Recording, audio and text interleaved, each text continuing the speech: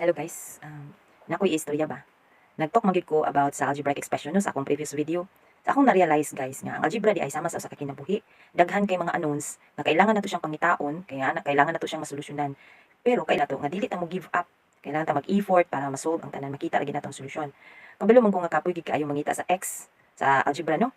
Pero ato lang gid hinumduman permanente nga ang solusyon naara gid na diha. Sama usab sa atong problema. Usahay maglisod ta pagpangitag solusyon sa atong problema, pero timan-an jud nato nga ang solusyon naara gid gyapon na diha. Kailangan lang gid nato siya pangitaon, mag-effort lang gid ta kumbati.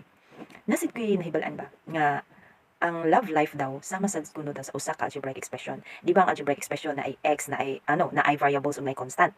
So ang love life daw daghan kuno kaayo variables nga magian, pero sahay ang constant is 0 ra gid gyapon. Nasa usa guys, nagsigig pangita sa ex, pero murag ang ex daw dili magpakita sa iya. Sama daw sa iyang crush before. Kasi saon niya pangita dili gid na kanya natukan.